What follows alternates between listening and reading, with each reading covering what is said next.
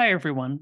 Welcome to the All Things Amyloid podcast, where we feature patients, caregivers, and clinicians who discuss amyloidosis, a rare and incurable disease. Amyloidosis occurs when the body builds up abnormal amounts of misfolded amyloid protein, which can lead to serious and life threatening outcomes. I'm your host, Mackenzie, an amyloidosis patient and founder of Mackenzie's Mission. Our goal for this podcast is to raise awareness and share firsthand what it's like to live with this disease, to care for those affected by it, and to treat it. We hope this leads to earlier diagnosis and start of treatment, which will improve patient lives.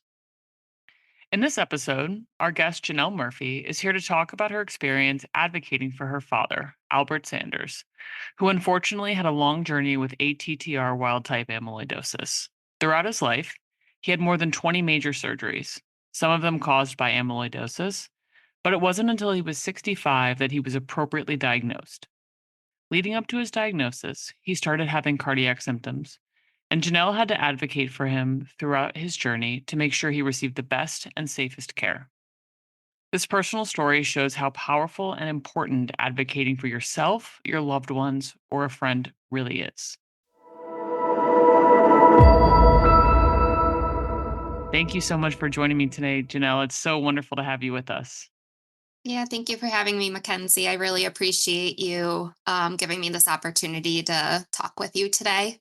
Yeah, of course. I've really been looking forward to this discussion. I believe just about every amyloidosis patient has or needs an advocate, whether for themselves or for as a caregiver. It really is so important. So, can you start by telling us why you became involved in advocating for your father even before he was diagnosed with amyloidosis? Yeah, absolutely. So, just to give everybody a little background, I am a physical therapist by trade, and I have worked in multiple settings in the healthcare world. And unfortunately, I have seen a lot of people go through our healthcare system that didn't know how to advocate for themselves or didn't have anybody to advocate for them. And so, typically, these types of patients kind of get lost in our system Yeah. and they don't really receive the care that they need, and it also takes longer to receive care, and a lot of the times they don't even get the correct diagnosis. So in my dad's particular situation, he was really always an active person, and he was typically pretty healthy except for those surgeries that you had mentioned earlier. And so when he started having swelling in both of his legs, his cardiologist kept telling him that there was no need to worry. As long as the swelling went down during the day, that everything was okay. And that kind of irked me a little bit being in the medical field. And so his symptoms just kept getting worse. And my dad continued to get the same answer. And even my dad was getting very frustrated because he knew something wasn't right.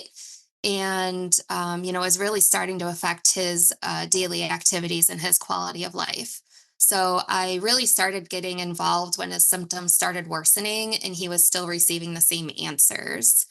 And so I really like to point out, and I stress this to my patients all the time as a physical therapist. And, I always tell them that they know their body best, right? So if you think something is wrong, keep seeking answers.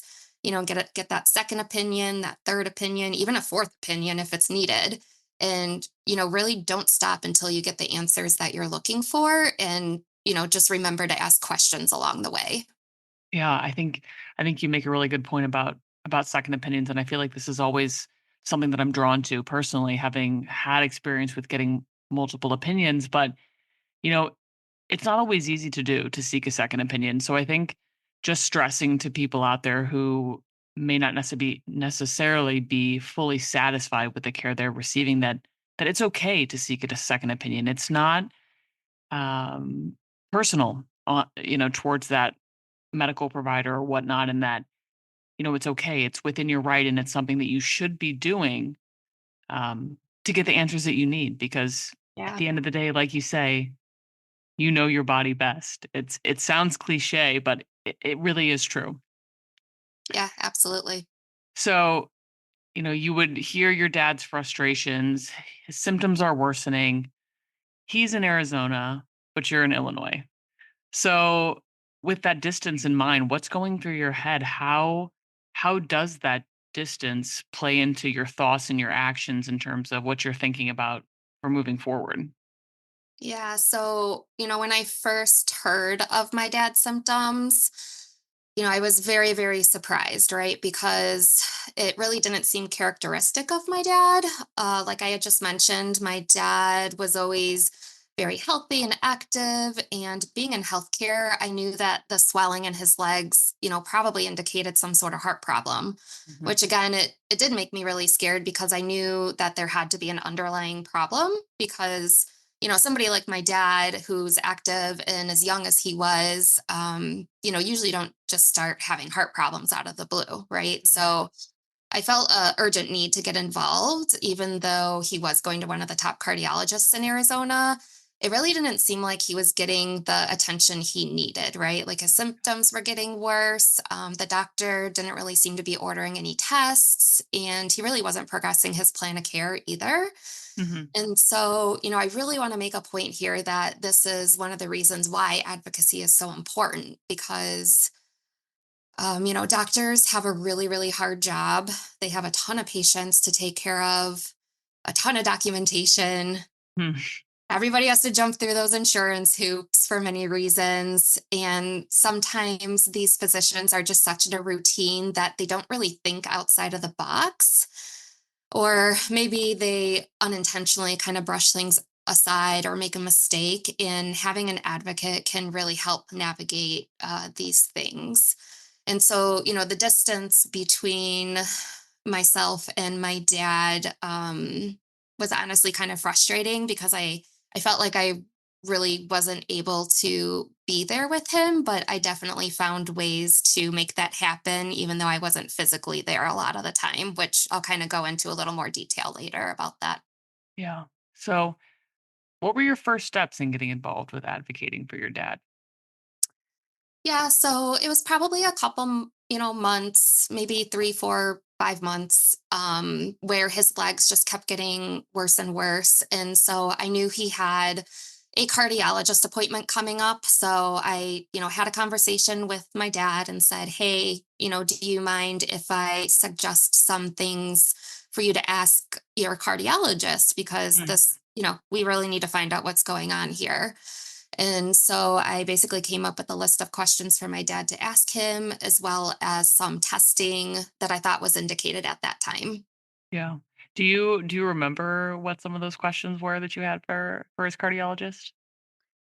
Yeah, I mean, so much has happened since his diagnosis, but I think I can remember a few of them. So basically, I just had him ask more in depth questions about his symptoms.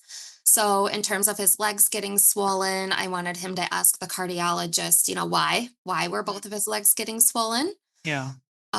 He was also starting to have difficulty with shortness of breath with activity. So I definitely wanted him to mention that to the cardiologist and to ask if there was any correlation between that and his leg swelling.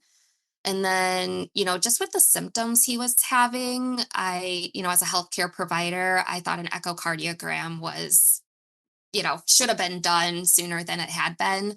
And so we asked the cardiologist to order him one of those. And then really just if there were any medications that could help him reduce his edema in his legs.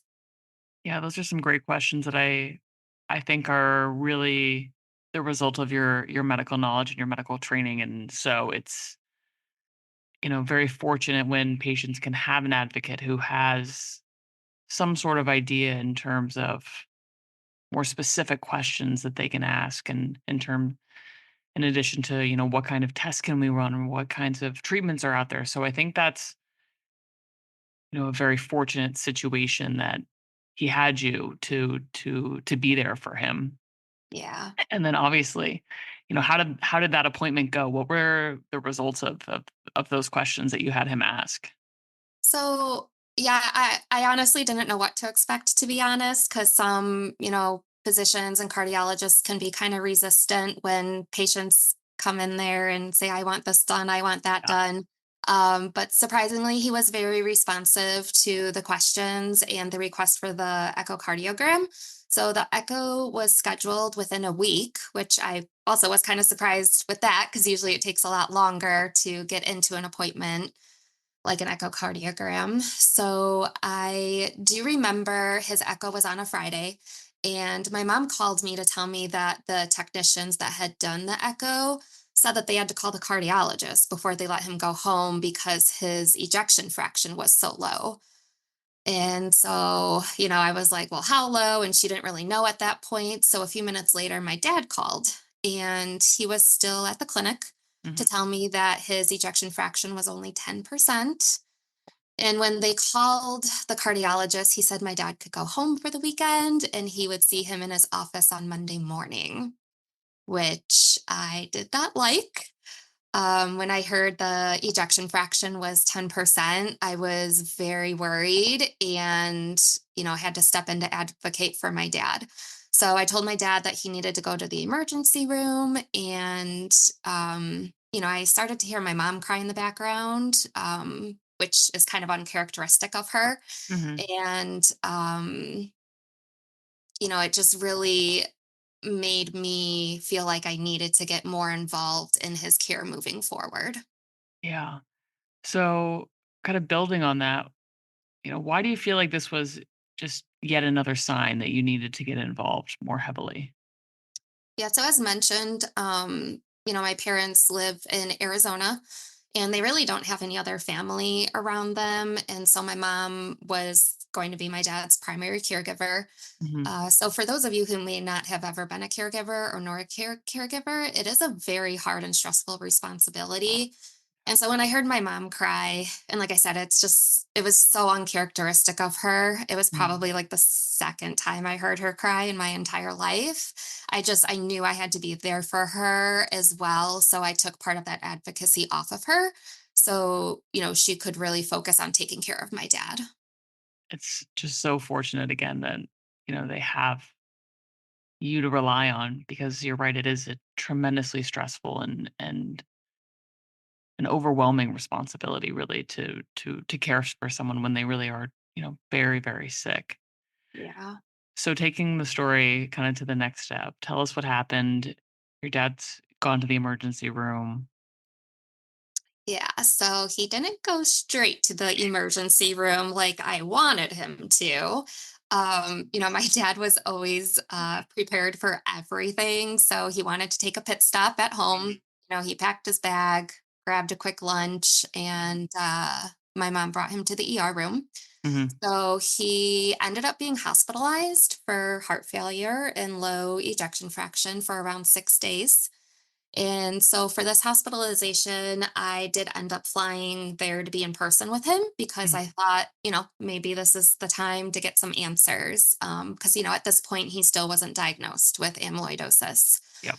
Um, and I'm really, really glad that I did end up going there because even though he just got newly diagnosed with heart failure and his ejection fraction was so low that they were going to discharge him with like an external defibrillator vest, Mhm. he did not get any education on the new diagnosis of heart failure. That's shocking. How is that even possible?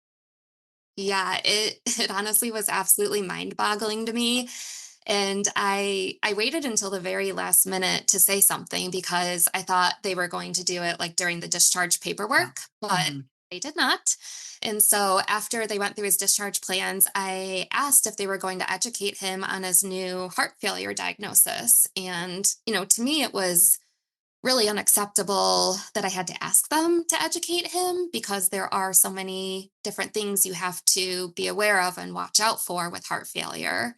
And so it really was a major flaw in patient education. And it really could have caused my dad to get rehospitalized or maybe even worse. Yeah, that's shocking and I completely agree that it really is unacceptable. And so, let's talk a little bit more about that. Yeah. So again, I mean, this was a very clear example of a healthcare professional like failing to educate their patients. And so after I did mention it, they did apologize. and they, mentioned they went into detail about the sodium and liquid restrictions. They told him if he gained more than 3 to 5 pounds overnight to call his doctor. And then they also gave him some activity restrictions. And, this is exactly why advocacy is so important, because we need to make sure that our loved ones are getting the information that they need to, be as successful as they can be in their journey. Yeah, absolutely. I mean, not having any sort of education on a diagnosis like that, it has, sort of fatal effects if the patient doesn't know, like, what are the things that they need to be cautious of and looking out for. So again, your father's just so fortunate to have an advocate in you, and especially one that has medical experience and a medical background. But for our listeners, I understand that there's lots of people who don't necessarily have an advocate who has medical experience or has medical training. And unfortunately, there are a lot of resources out there that can assist advocates who don't. So, just to name a few, um, amyloidosis support groups, amyloidosis research consortium, amyloidosis foundation, one amyloid voice, and smart patients are all resources that are available and can really provide some good information and things to kind of be aware of if you're advocating for a loved one or even yourself who has amyloidosis. But back to our discussion here. What would you say to people if neither the patient nor the caregiver or other members of the family felt comfortable advocating for the patient? Yeah, so if they didn't feel comfortable, advocating for their loved ones, or for the patient, it's totally understandable because advocacy is hard, right? Yeah. You need to have particular knowledge to be successful at it. Mhm. And, it's really important for these patients to have somebody by their side because, unfortunately, our healthcare system is complicated and things get lost and missed in the chaos so many times. And so, if a family isn't comfortable in advocating, many aren't aware that in recent years there are actually advocates for hire as consultants. So, that would be an option for the families. Yeah, I think that's a great piece of advice. To be completely honest, I didn't even know that there was such a thing that was available to patients. So let's talk more about that. How would a patient or family member kind of know that maybe this is a an advocate for hire might be an appropriate next step to take? Yeah, that's a great question. So, I would say some signs of a family needing to hire an outside advocate would be, if they're in these doctor's appointments and they really don't know what questions to ask Mhm. during the appointment or after. I mean, I feel like in the healthcare world, there's always questions to be asked. So if they're just sitting there not really knowing what to say, that would be a good time for an advocate to step in. Sure. Another situation would be if the family doesn't seem like they are getting educated on the disease process. Mhm. As mentioned earlier, doctors are very busy, and unfortunately, their time is restricted with us. And so sometimes, the lack of education is there. So an advocate can help the family be educated. And again, this kind of goes with my next thought is that if a family or patient is kind of confused on where to go after the diagnosis. So, again, just being able to find resources, disease education, kind of like the prognosis of the disease would be another good reason to bring in an advocate. Mhm. And then just a couple other things that come to mind are if they don't understand the physician notes or the medical language being used. Mhm. Doctors and healthcare providers go to school for so many years to learn all these fancy medical terms. And sometimes we forget that, patients and families don't necessarily understand that. Mhm. So, if they're having a hard time understanding what's going on, it'd be good to get an advocate involved. And then the last thing I want to touch on is actually time, right? Because being an advocate for somebody and being fully invested in someone's healthcare is very time consuming, especially with a rare disease like this. Mm. So if a patient's family is still working full time, they may want to think about hiring an advocate. So, it just takes more stress off of them during this time. Yeah, makes sense if there's really any sort of issue understanding really any sort of the process, whether it's diagnosis, testing, treatments, where to go from here. And again, I think you make a great point about the time and it really is a full-time job. Mhm. Um, so do these advocates attend the doctor's appointments with the patients? Yeah, so some can. I do know it probably costs like extra money for their time and travel if they're Mhm. actually going to the appointments. Yeah. But I've also seen where they set up an appointment with the patient and family before and after the doctor's appointment. So, like for an example, a meeting before a doctor's appointment would probably include discussions of what questions need to be asked Mhm. and what information is pertinent to let the provider know. And then a meeting after a doctor's appointment might look like discussing the physician's findings, recommendations, kind of translating what all the medical terminology means.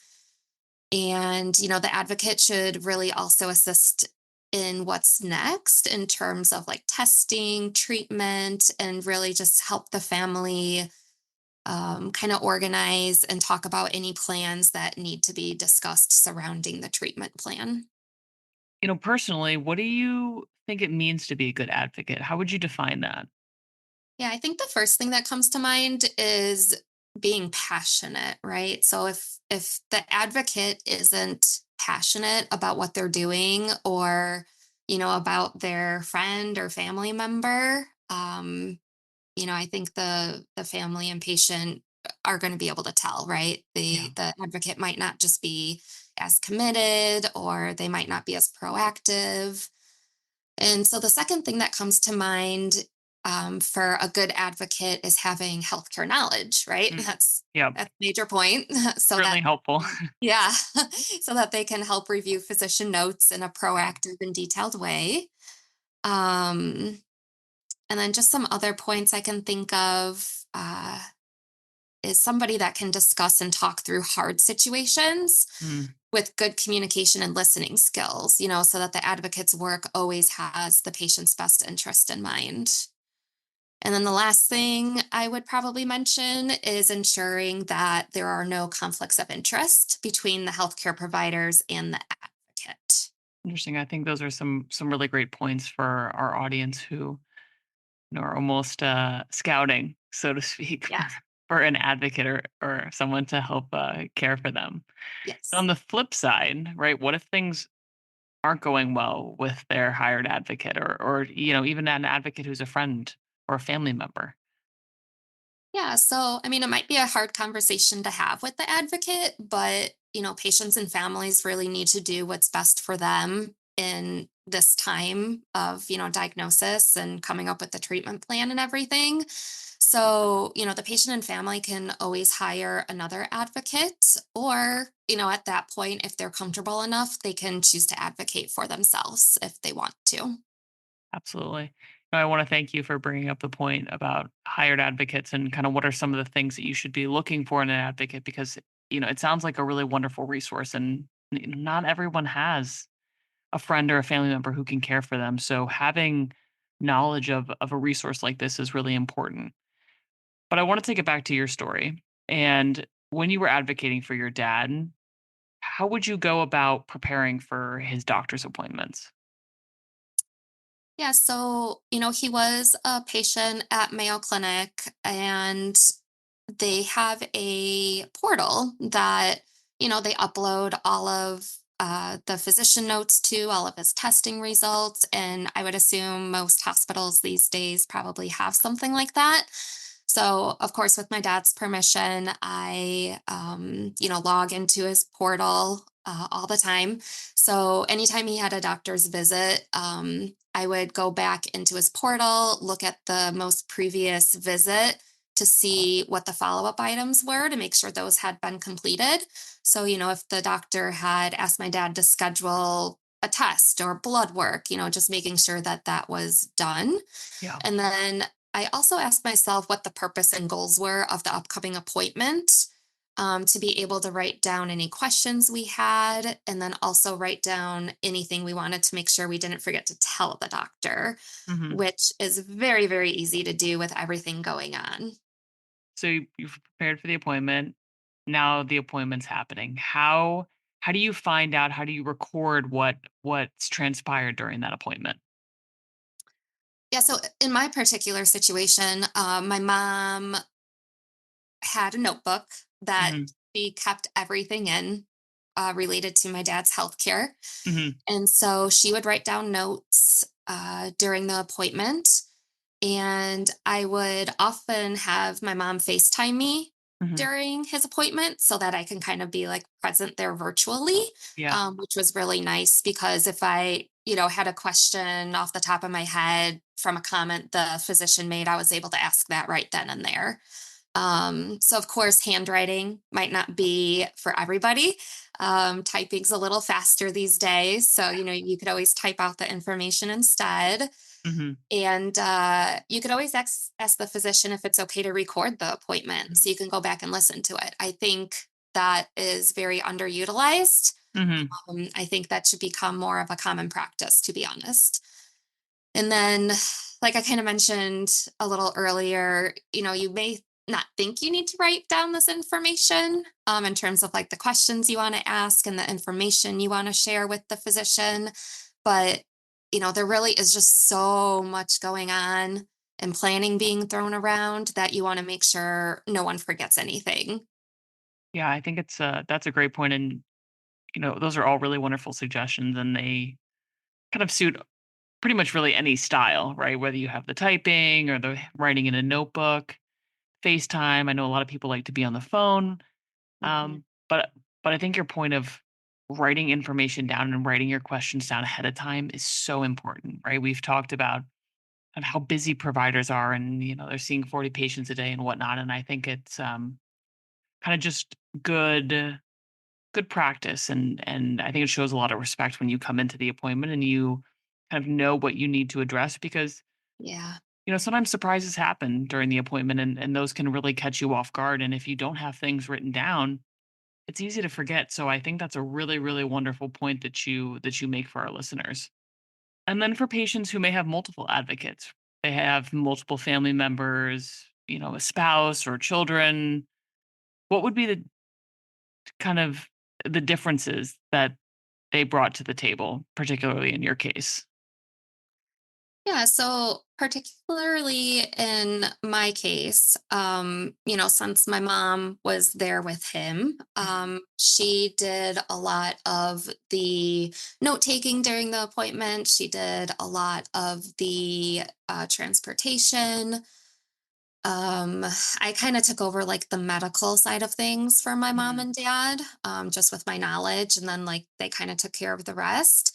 But just to kind of like distinguish between different advocates, and I would honestly suggest having more than one advocate, right? Because if you can, if it's available to you, because each individual brings different knowledge to the table, Yeah. and, we always say two brains are better than one brain. So I feel like the more the merrier.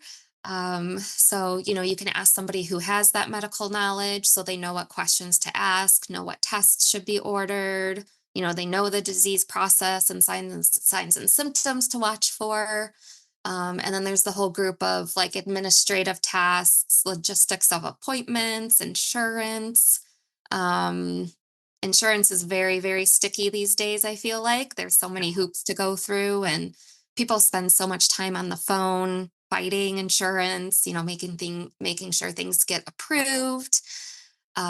So I really do feel like having an advocate for kind of each of these topics is beneficial. Some other things just to think about is managing medications. So my dad was probably on like 20 different medications, and I mean, the physicians changed his dosage, the type of pills he was taking almost every single appointment. So I feel like managing medications is a huge, it takes a lot of time. So having somebody specified for that would be great. And then also transportation to and from the appointment. So, just for an example, my parents lived an hour each way from Mayo Clinic. And last year, my dad had a total of around 160 appointments to go to. Oh my gosh. So, that's a lot of appointments, a lot of time in the car. So, if somebody has that opportunity to hire somebody to drive them, I think it just takes a lot of stress off of the situation. Yeah, I couldn't agree more. This conversation really brings me back to when I was going through my stem cell transplant at the Mayo Clinic a number of years ago. And I am very fortunate to have a very strong support system and advocacy system between my two parents, my younger brother, but also my aunt. And I remember all five of us went out to Mayo Clinic for my transplant. We rented a house and we stayed there. I think we were there for probably 4 or 5 weeks. And to your point, everyone had a role. I remember my mom, she was certainly the brains of the operation. She would handle all the logistics. She handled all the insurance and the nightmares that went along with that. I remember we were just in between switching insurance providers. So, it was wonderful to have her covering all that. And my father, he's the chef of the family, so he handled getting all the groceries and cooking all the meals. And my brother was kind of my emotional support person, right? The one that I could really lean on. And my aunt handled all the medication. She actually happened to be a clinical pharmacist and she specifically worked in oncology. So it was really wonderful to have her there to manage all the medications because you're right, you're on I don't even know how many medications and how do you Yeah. know when your nausea flares up and how do you know which nausea medication you should take or you're in a lot of pain and what you're taking isn't enough. So to be able to have all these people around me who could support me in very different ways was very special, and I'm very grateful for that, and I know certainly that not everybody has that opportunity, but for those where that could be a possibility, I think it makes a world of a difference, and it sounds like you also couldn't agree more. Yeah, no, thank you for sharing part of your story too. And it's, very heartwarming that you had all of that support as well. Yeah, it really does make a difference because it's not easy and, you know, you you're sick and, Mhm. it's not an easy process and to be able to only have to focus on getting better. That's it. That's all that I Right. had to do, and if it wasn't for those people who were there with me day in and day out doing the heavy lifting, it would be a very different story. Yeah. So in closing, what would you say to the patients really just about the importance of advocacy? Yeah. So overall, I would say patients can certainly be excellent self advocates, but, at the time of initial diagnosis and testing, everything that we talked about in this podcast, it's very overwhelming, right? So having another person can help with absorbing all that information, planning for your future, being organized with appointments and pretty much everything we have talked about in this podcast. And so I just want to close with, even though we only discussed advocating for my dad in the beginning stages of his diagnosis, I really was advocating for him until the very end. And, I truly believe that as much as my mom and myself did advocate for my dad, he was able to spend a lot longer time here on earth with all of us. And so I really do wish the best of luck to anyone that is, listening to this conversation today, whether you're a patient, a family member, or a healthcare provider, just please utilize all the resources that are available to you guys during this process because it really does make a difference. Well, Janelle, I just want to thank you so much for joining us today. I know I sure I speak for our audience as well, and just in how grateful we are for you sharing your story. And I know it's certainly not easy, and and it brings up emotions. And so, again, thank you so much. I think it's something that's going to be really beneficial for those who are listening. Yeah, you are very welcome. And again, thanks for having me here today with you. Of course. Thank you for listening to the All Things Amyloid podcast. If you find our podcast informative, please follow and share it with others. If you want to learn more about the work we're doing at Mackenzie's Mission, please visit mm713.org. We'd also like to thank AstraZeneca Pharmaceuticals, Alexion Pharmaceuticals, Alnylam Pharmaceuticals, and Bridge Biopharma for their sponsorship to help raise awareness about amyloidosis. We hope you stay tuned for future episode drops. Thanks for listening.